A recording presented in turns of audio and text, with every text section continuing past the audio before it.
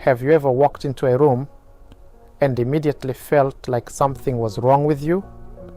Like everyone was watching, like you had to perform, like one wrong word, one wrong look could change how people see you forever.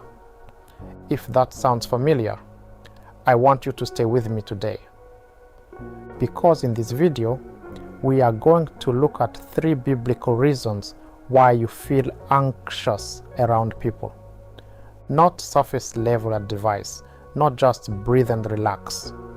We are going to go to the root, because when you understand why anxiety grows, you can start to pull it out from the source. Let's go. Social anxiety is not just a personality trait. It is not who you are. It is a pattern, and patterns can be changed. Today, we look at 3 of the deepest roots of that pattern and what the Bible says about each one. Root number 1, people pleasing. People pleasing is fueling your anxiety. Let me ask you something honest. When you walk into a social situation, who are you trying to please? Most of us, if we are honest, are trying to please everyone. We want to say the right thing. We want to be liked. We want to leave a good impression. And this sounds harmless, even polite, but here is what is really happening. When your goal is to please everyone around you, you give everyone around you the power to control how you feel. Their approval becomes your oxygen, and the moment you sense disapproval, even a look, even silence, your anxiety spikes. Galatians 1:10 says it directly.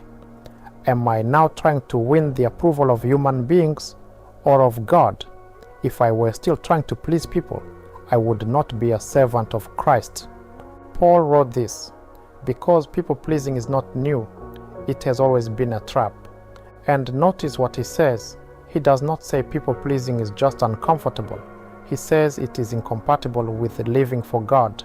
Because when you live for human approval, you are on an impossible mission. People change their minds. People have bad days. People project their own insecurities onto you. You cannot control any of that. And trying to is exhausting. Here is what neuroscience confirms. When your brain is wired to seek approval, it activates the same threat detection system that fires when you are in physical danger. Your brain literally treats social rejection the same way it treats a predator. So your body responds with attention, with hypervigilance, with anxiety. Not because something is wrong with you, but because your system is working overtime, trying to keep you safe from something that was never actually a threat. The shift God calls you to is not to stop caring about people. It is to stop needing their approval to feel okay. When God's opinion becomes your foundation, other people's opinions become feedback, not verdicts. That is a freedom. Let me give you a practical step here. Next time you feel yourself performing for someone, pause and ask, am I doing this to serve them or to impress them? That one question can interrupt the cycle. But people-pleasing is only the first root. The second one might surprise you, because it lives entirely inside your own mind. Overthinking and self-focus. Overthinking is not just a bad habit. It is a focus problem. Have you ever replayed a conversation in your head for hours after it happened? Why did I say that? I should have said this instead. They probably think I'm weird. I embarrassed myself. This is overthinking. And for people with social anxiety, it can feel completely out of control. But here is what is actually happening. Overthinking is a symptom of where your attention is pointed, when your focus is constantly turned inward, on yourself, on how you appear, on every word you say. Your mind has nothing to do but analyze and critique, and it will do that endlessly. Philippians 2:4 gives us a powerful redirecting principle. Let each of you look not only to his own interests, but also to the interest of others. Now, most people read this verse as a lesson about generosity, and it is, but it is also a prescription for anxiety, because when you genuinely shift your focus from yourself to others, something changes in your brain. Science calls this self-referential processing. When you are focused on yourself, a part of your brain called the default mode network becomes very active. This is the same network linked to anxiety, rumination, and depression. But when you shift attention outward to the person in front of you, to what they are feeling, to what they might need, that network quiets down. Your brain receives a signal. There is no threat here. We are connecting. And the anxiety decreases. Not because you forced yourself to calm down, but because you changed what your mind was focused on. This is why the Bible's instruction is not just spiritual wisdom, it is also psychological medicine. The practical tool here is simple. In your next social interaction, pick one person and make it your silent mission to learn one thing about them. Not to impress them, not to manage, just to be genuinely curious about who they are. You will be surprised how much lighter you feel because your mind stopped watching you and started connecting. Now we come to the third root, and this one goes very deep, because it is not just about what people think of you today, it is about a fear that has probably shaped you for a very long time. Fear of rejection. You are not defined by rejection. The fear of rejection is at the core of most social anxiety. It is the fear underneath the fear. What if they don't like me?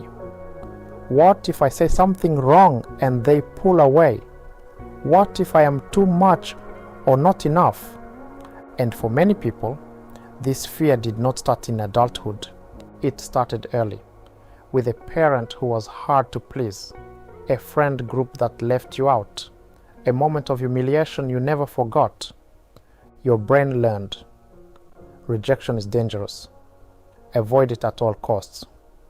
And now, even in safe situations, your nervous system is on high alert, scanning for signs of rejection before it even happens. But God speaks directly into this fear. Psalm 27:10 says, "Even if my father and mother abandon me, the Lord will hold me close." Read that again. Even in the worst case scenario of human rejection, God does not reject you. He holds you close. This is not just comfort. This is a reorientation of identity. Because the reason rejection hurts so deeply is that we have made human acceptance the measure of our worth. If they accept me, I am enough. If they reject me, I am not. But God says your worth was decided before any human being had an opinion. You were made in His image. You are known by name. You are held. And that cannot be taken by anyone's opinion. Any cold shoulder, any ignored message, any room that went quiet when you walked in, none of that changes what God says about you. Here is the psychological shift that comes from truly believing this. When your identity is rooted in God's acceptance, rejection stops being a verdict and starts being information. This person was not for me. This situation was not the right fit. That was their limitation, not mine. You can walk away from rejection without being destroyed by it, because your foundation did not move. The practical step here is this. When you feel rejected, before you spiral into self-analysis, say this out loud or in your mind. I am held. I am known. This does not define me. It sounds simple, but it interrupts the pattern, and over time, it rewires the belief. So let's bring this together. 3 roots of social anxiety. Number 1, people-pleasing. You gave others the power to control how you feel. The shift, live for God's approval, not theirs. Number 2, overthinking and self-focus. Your attention turned inward and got stuck. The shift, focus outward with genuine curiosity for others. Number 3, fear of rejection. Your identity became tied to human acceptance. The shift, root yourself in what God says about you. None of these shifts happen overnight, but every time you choose them, you are retraining your mind, and God is with you in that process. Romans 12:2 says, "Be transformed by the renewing of your mind." Transformation is possible. Your mind can change, and God's word is one of the most powerful tools for that change. If this video helped you, please subscribe to Bible Deep Insight. Every week we go deeper into God's word and connect it to real struggles, real minds, real lives. Share this with someone who needs it today.